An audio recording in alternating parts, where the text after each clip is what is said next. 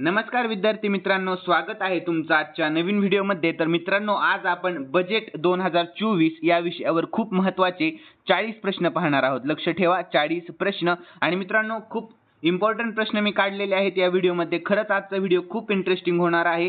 आणि मित्रांनो, तुम्हाला जर या व्हिडिओची PDF हवी असेल ना, तर व्हिडिओच्या डिस्क्रिप्शन बॉक्समध्ये आपल्या टेलिग्राम चॅनलची लिंक दिलेली आहे, तिथे जाऊन तुम्हाला सर्व व्हिडिओच्या PDF अगदी फ्रीमध्ये मिळतील। ठीक आहे, तर मित्रांनो, वेळ वाया न घालवता व्हिडिओला सुरुवात करूयात। त्या अगोदर एक महत्त्वाची गोष्ट सांगतो, या व्हिडिओचं लाईकचं टार्गेट फक्त 1000 लाईक ठेवण्यात आलेलं आहे आणि मला अशी अपेक्षा आहे की तुम्ही लवकरात लवकर 1000 लाईक नक्की पूर्ण कराल। तर पहिला प्रश्न पाहून घेऊयात।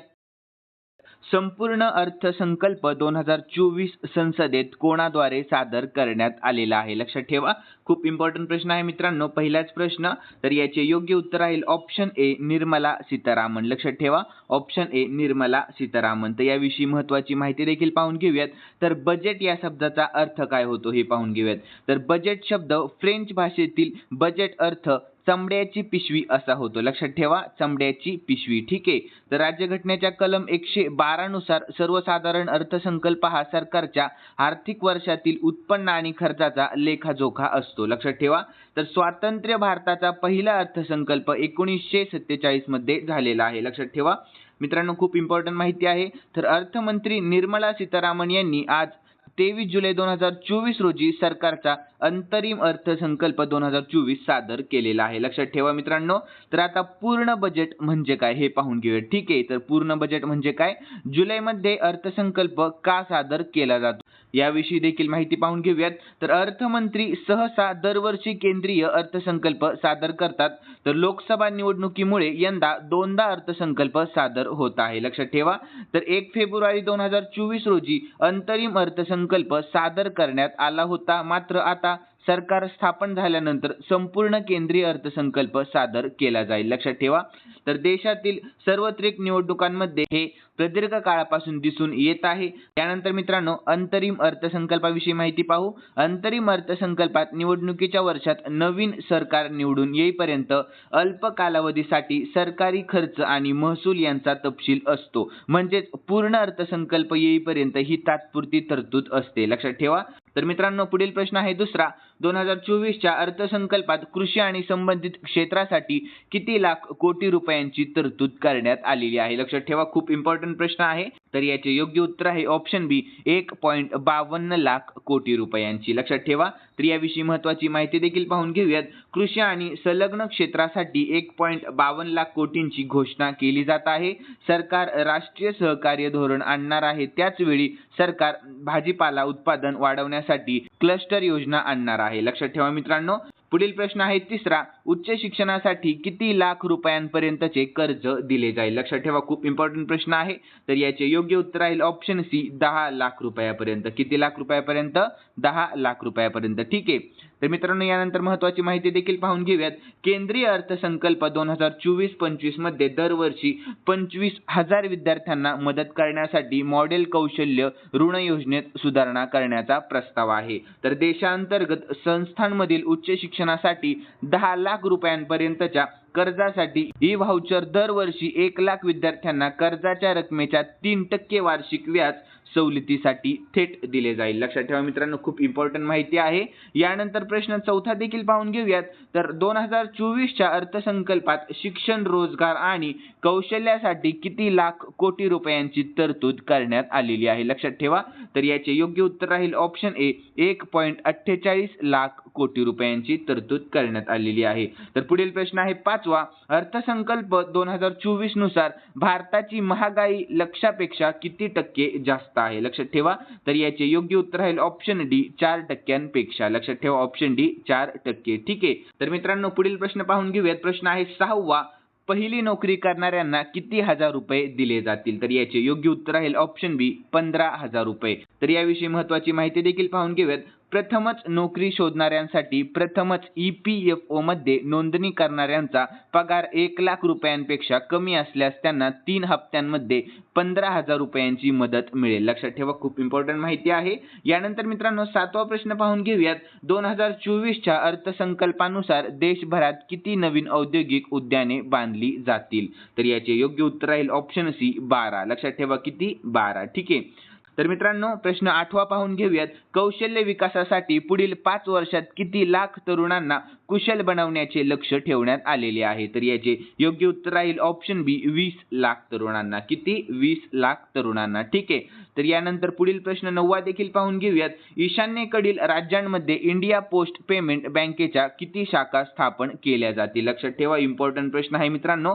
तर याचे योग्य उत्तर राहील मित्रांनो ऑप्शन बी 100 पेक्षा जास्त. किती? 100 पेक्षा जास्त. लक्षात ठेवा. यानंतर 10वा प्रश्न देखील पाहून घेऊयात आपण. महिला आणि मुलींना लाभ देणाऱ्या योजनांसाठी 2024च्या अर्थसंकल्पात किती लाख कोटी रुपयांची तरतूद करण्यात आलेली आहे? लक्षात ठेवा, खूप इम्पॉर्टंट प्रश्न आहे. तर याचे योग्य उत्तर राहील ऑप्शन सी 3 लाख कोटी रुपयांची तरतूद. लक्षात ठेवा, 3 लाख कोटी रुपयांची तरतूद करण्यात आलेली आहे. यानंतर मित्रांनो 11वा प्रश्न देखील पाहून घेऊयात आपण. पीएम आवास योजनेअंतर्गत किती कोटी अतिरिक्त घरे बांधली जातील? तर याचे योग्य उत्तर राहील ऑप्शन सी 3 कोटी. लक्षात ठेवा, किती? 3 कोटी. तर मित्रांनो पुढील प्रश्न आहे 12वा. इंटर्नशिप कार्यक्रमाअंतर्गत 1 कोटी तरुणांना किती हजार रुपये भत्ता दिला जाईल? लक्षात ठेवा मित्रांनो. तर याचे योग्य उत्तर राहील ऑप्शन सी 5,000 रुपये प्रति महिना. लक्षात ठेवा. तर याविषयी महत्त्वाची माहिती देखील पाहून घेऊयात. 500 टॉप कंपन्यांमध्ये 1 कोटी तरुणांना इंटर्नशिपच्या संधी उपलब्ध करून देण्यासाठी योजना सुरू करणार आहे. ठीक आहे. तर पुढील 13वा प्रश्न देखील पाहून घेऊयात. बजेट 2024 मध्ये किती राज्यांमध्ये नवीन किसान क्रेडिट कार्ड जारी केले जाईल? लक्षात ठेवा. तर याचे योग्य उत्तर राहील ऑप्शन ए 5 राज्यांमध्ये. किती राज्यांमध्ये? 5 राज्यांमध्ये. ठीक आहे. यानंतर 14वा देखील प्रश्न पाहून घेऊया. 2024च्या अर्थसंकल्पात बिहार राज्याला किती हजार कोटी रुपयांची मदत दिली जाईल? तर याचे योग्य उत्तर राहील मित्रांनो ऑप्शन बी 58,900 कोटी रुपयांची मदत दिली जाईल. किती? 58,900 कोटी. ठीक आहे. तर याविषयी महत्त्वाची माहिती देखील काढलेली आहे मित्रांनो. आपण महत्त्वाची माहिती पाहून घेऊयात. तर बिहारमध्ये 26,000 कोटी रुपये खर्चून रस्त्यांचे जाळे टाकण्यात येणार आहे आणि निर्मला सीतारामन म्हटल्या की पटना पूर्णिया एक्सप्रेसवे मंजूर झालेला आहे. बिहारमधील पिरपेंटी येथे 2400 मेगावॅटचा वीज प्रकल्पही उभारला जाणार आहे. यासोबतच केंद्र सरकार गंगेवर 2 नवीन पूलही बांधणार आहेत. लक्षात ठेवा, खूप इम्पॉर्टंट माहिती आहे. तर पुढील 15वा प्रश्न देखील पाहून घेऊयात मित्रांनो आपण. मुद्रा कर्जाची रक्कम 10 लाख रुपयांवरून किती झालेली आहे? लक्षात ठेवा. तर याचे योग्य उत्तर राहील ऑप्शन ए 20 लाख रुपये. किती? 20 लाख रुपये. ठीक आहे. तर यानंतर 16वा प्रश्न आहे मित्रांनो. पीएम सूर्य घर मोफत वीज योजनेअंतर्गत दरमहा किती कोटी घरांना 300 युनिट मोफत वीज दिली जाईल? तर याचे योग्य उत्तर राहील मित्रांनो ऑप्शन डी 1 कोटी. लक्षात ठेवा, ऑप्शन डी 1 कोटी. ठीक आहे. तर 17वा प्रश्न पाहून घेऊयात. सोन्या चांदीच्या दागिन्यांवर कस्टम ड्युटी किती कमी केली आहे? लक्षात ठेवा, खूप इम्पॉर्टंट प्रश्न आहे. तर याचे योग्य उत्तर आहे ऑप्शन बी 6%. किती टक्के? 6%. ठीक आहे. यानंतर महत्त्वाची माहिती देखील पाहून घेऊयात आपण. कर्करोगाचे औषध, सोने चांदी, platinum, mobile phone, mobile charger, electrical wire आणि x ray machine, solar set, leather आणि सी फूड हे सर्व स्वस्त झाले आहेत. लक्षात ठेवा. तर पुढील 18वा प्रश्न देखील पाहून घेऊयात. अर्थसंकल्प 2024 नुसार किती लाख रुपये उत्पन्नापर्यंत कोणताही कर भरावा लागणार नाही? खूप इम्पॉर्टंट प्रश्न आहे. तर याचे योग्य उत्तर राहील ऑप्शन डी 3 लाख रुपये. ठीक आहे. लक्षात ठेवा, 3 लाख रुपये. यानंतर महत्त्वाची माहिती देखील पाहून घेऊयात. इन्कम टॅक्स स्लॅबमध्ये मोठे बदल करण्यात आलेले आहेत. लक्षात ठेवा. तर नवीन कर प्रणालीमध्ये 0 ते 3 लाख रुपयापर्यंत कोणताही कर नाही. लक्षात ठेवा.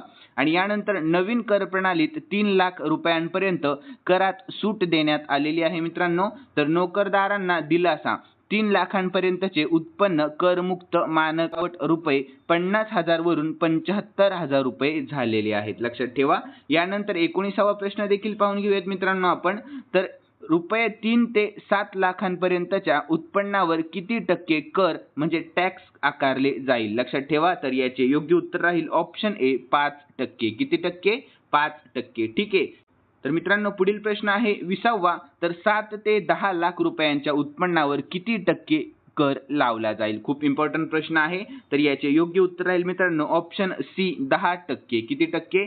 10%. ठीक आहे. तर यानंतर 21वा प्रश्न देखील पाहून घेऊयात. तर 10 ते 12 लाख रुपयांच्या उत्पन्नावर किती टक्के कर लावला जाईल? खूप इम्पॉर्टंट प्रश्न आहे हा देखील मित्रांनो.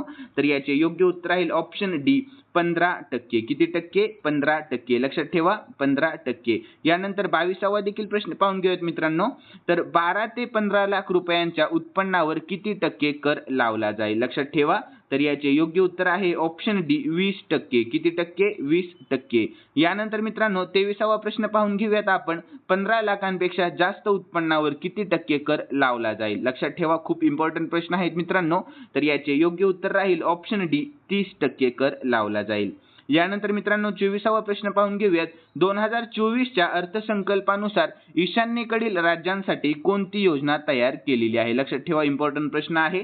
तर याचे योग्य उत्तर आहे ऑप्शन बी पूर्वोदय योजना. लक्षात ठेवा मित्रांनो. तर याविषयी महत्त्वाची माहिती देखील पाहून घेऊयात.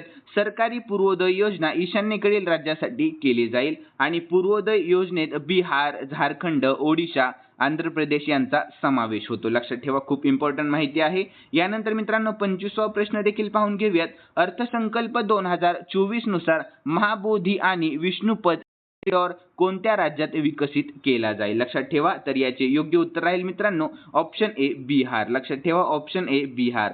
तर पुढील प्रश्न आहे मित्रांनो 26वा. अर्थसंकल्प 2024 मध्ये पीएम शहरी गृहनिर्माण योजनेसाठी किती लाख कोटींची घोषणा करण्यात आलेली आहे? लक्षात ठेवा खूप इम्पॉर्टंट प्रश्न आहे मित्रांनो. प्रश्नाला अजिबात इग्नोर करू नका. तर याचे योग्य उत्तर राहील ऑप्शन ए 10 लाख कोटी रुपयांची. किती लाख कोटी रुपयांची? 10 लाख कोटी रुपयांची. ठीक आहे. तर याविषयी महत्त्वाची माहिती देखील पाहून घेऊयात आपण. पंतप्रधानांनी शहरी गृहनिर्माण योजनेसाठी 10 लाख कोटी रुपयांची घोषणा केली आहे. रेंटल हाऊसिंगला चालना देणार असल्याचे अर्थमंत्र्यांनी सांगितले आहे आणि त्याचबरोबर रेंटल हाऊसिंग रेग्युलेशनसाठीही नियम केले जातील. लक्षात ठेवा मित्रांनो. तर मुद्रांक शुल्क कमी करणाऱ्या राज्यांना प्रोत्साहन दिले जाईल. ऊर्जा संक्रमणासाठी नवीन धोरण आणले जाईल. लक्षात ठेवा. यानंतर प्रश्न 27वा आहे. बजेट 2024 नुसार 2024 मध्ये सिडबीच्या किती नवीन शाखा उघडल्या जातील? तर याचे योग्य उत्तर राहील ऑप्शन सी 24 नवीन शाखा. लक्षात ठेवा. तर याविषयी महत्त्वाची माहिती देखील पाहून घेऊयात मित्रांनो आपण. तर मित्रांनो सिडबीचा लॉंग फॉर्म होतोय small industrial development bank of India आणि मराठीमध्ये भारतीय लघु उद्योग विकास बँक आणि स्थापना झालेली आहे 2 एप्रिल 1990 मध्ये आणि मुख्यालय राहील मित्रांनो लखनौ उत्तर प्रदेश मध्ये. सध्याचे अध्यक्ष आणि एमडी आहेत मित्रांनो मनोज मित्तल. कोण आहेत? मनोज मित्तल. यानंतर 28वा प्रश्न आहे. सरकारने 2024च्या अर्थसंकल्पात विकसित भारतासाठी किती नवीन प्राधान्यक्रम दिलेले आहेत? तर याचे योग्य उत्तर राहील ऑप्शन सी 9. लक्षात ठेवा ऑप्शन सी 9. तर याविषयी महत्त्वाची माहिती देखील आहे मित्रांनो. अर्थसंकल्पात सरकारने 9 प्राधान्यक्रम खालील प्रमाणे दिलेले आहेत. लक्षात ठेवा.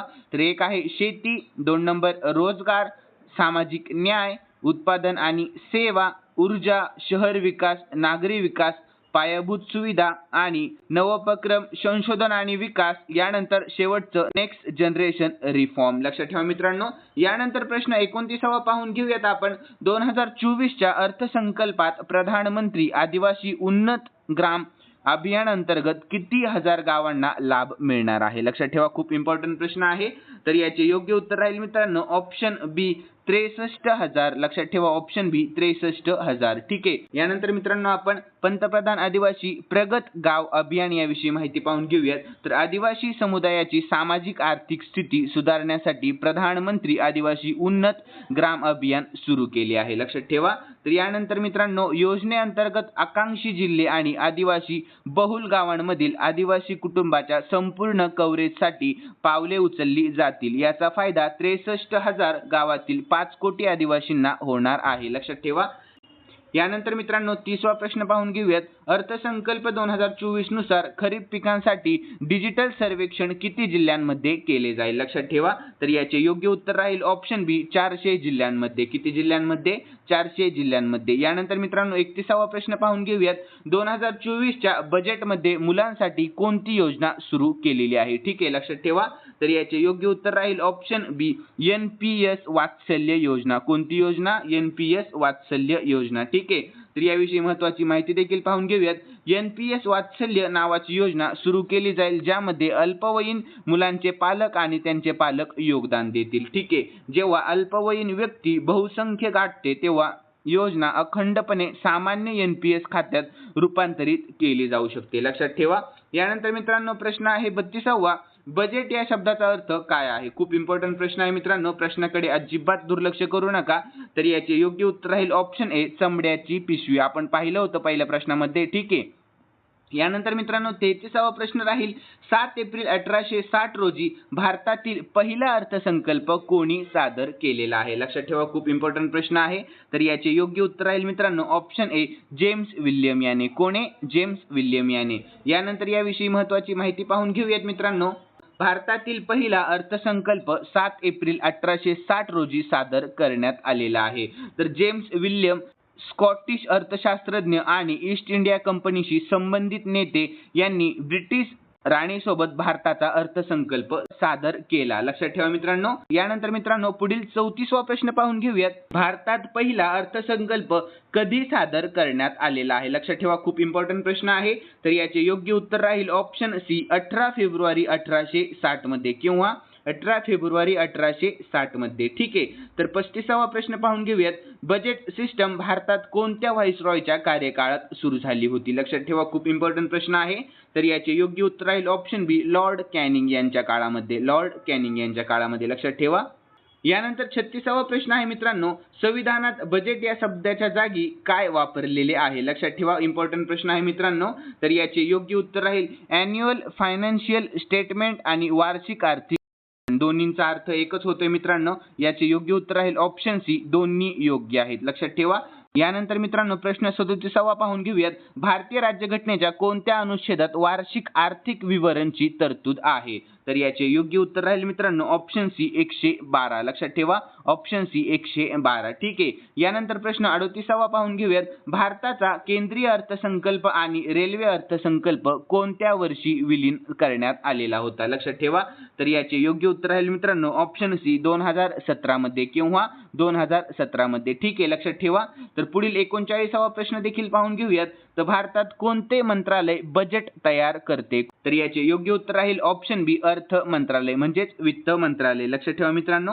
तर मित्रांनो शेवटचा प्रश्न राहिलेला आहे, स्वातंत्र्य भारताचा पहिला अर्थसंकल्प कोणी सादर केला आहे? लक्षात ठेवा. तर याचे योग्य उत्तर आहे ऑप्शन ए, RK षण्मुखन चेट्टी याने. लक्षात ठेवा. तर मित्रांनो याविषयी महत्त्वाची माहिती देखील पाहून घेऊयात आपण. 26 नोव्हेंबर 1947 रोजी स्वातंत्र्य भारताचा पहिला अर्थसंकल्प सादर करण्यात आला होता आणि हा अर्थसंकल्प तत्कालीन अर्थमंत्री RK षण्मुखन चेट्टी यांनी सादर केला होता. लक्षात ठेवा. आणि मित्रांनो लक्ष ठेवा, खालील प्रश्न स्पेशली तुमच्यासाठी ठेवण्यात आलेला आहे आणि प्रश्न वाचून घेऊयात. भारताच्या पहिल्या महिला अर्थमंत्री कोण होत्या? लक्षात द्या.